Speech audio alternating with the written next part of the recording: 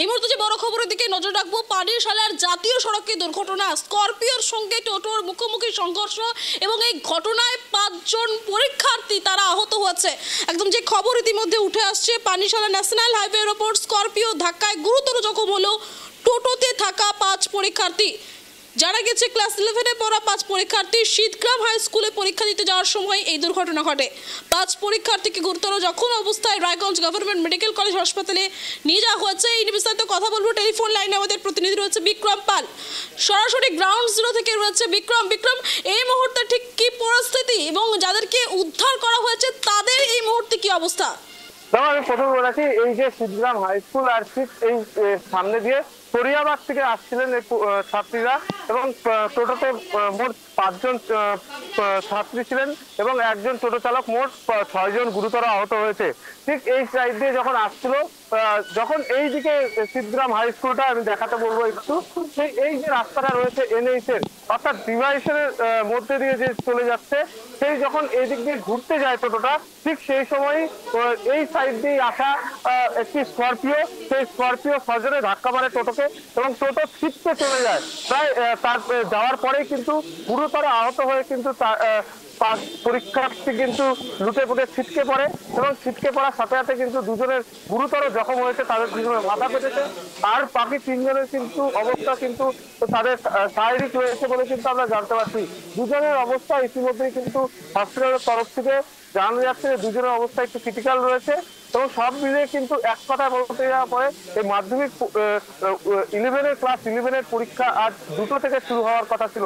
সেই 2টো ঠিক একটু আগেই প্রায় 1টা নাগাদ সেই পরীক্ষার্থীর স্কুলে আসছিল এবং সেই সময় এই দুর্ঘটনাটি ঘটে এবং তার পরপরই কিন্তু 5 জন পরীক্ষার্থীদের কিন্তু রায়গঞ্জ গভর্নমেন্ট মেডিকেল কলেজে নিয়ে যাওয়া হয়েছে। দেখো, এই স্কুলের তরফ থেকেও যেটা জানানো যাচ্ছে, এর আগেও এরকম একটি ঘটনা ঘটেছে। অর্থাৎ সব থেকে বড় ব্যাপার, বেপরোয়া টোটো যেভাবে রাস্তা দিয়ে চলাফেরা করে এনএইচ এর উপর দিয়ে, সেক্ষেত্রে কিন্তু বারংবার দেখা যাচ্ছে টোটোতে দুর্ঘটনা ঘটছে। সব থেকে আরো বিষয়, যেটা গুরুত্বপূর্ণ বিষয়, যে এলাকাবাসীরা দাবি করছে এখানে কোনো সিভিক ভলেন্টিয়ার কোনো ছিল না।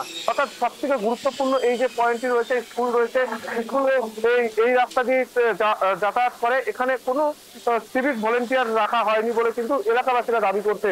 এবং স্বাভাবিক ক্ষেত্রে কিন্তু এই 5 জন ছাত্রীর আহতের ঘটনা যেমনটা দেখতে পাওয়া যাচ্ছে, আমরা দেখতে পাচ্ছি 5 পরীক্ষার্থী কিন্তু লুকে পুটে ছিটকে চলে যায় যখন ঘটনাটি ঘটে। স্বাভাবিকভাবে এর পরপরই কিন্তু পুলিশ প্রশাসনের তৎপরতা দেখা যাচ্ছে। এখানে সিভিক ভলেন্টিয়ার মোতায়েন করা হয়েছে এবং তাদের যে 2 জনের পরিস্থিতি আশঙ্কাজনক রয়েছে এবং 3 জনকে চিকিৎসাধীন রয়েছে এখনো পর্যন্ত।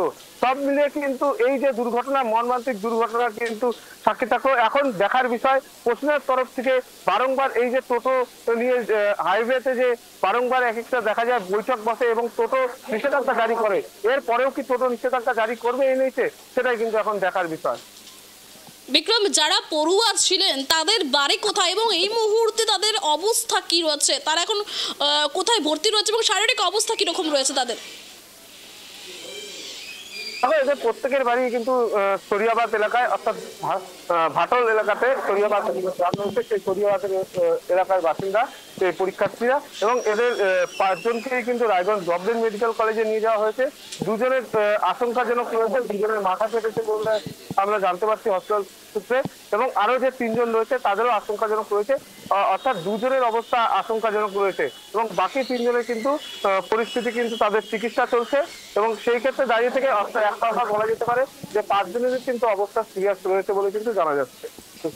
ধন্যবাদ বিক্রম। একদম পানিশালাতে জাতীয় সড়কে দুর্ঘটনা, স্করপিওর সঙ্গে টোটোর মুখোমুখি সংঘর্ষ এবং যার ফলে কিন্তু আহত হয়েছে 5 পড়ুয়া এবং তারা কিন্তু গুরুতর জখম হয়েছে এবং তারা রায়গঞ্জ গভর্নমেন্ট মেডিকেল কলেজ হাসপাতালে ভর্তি রয়েছে।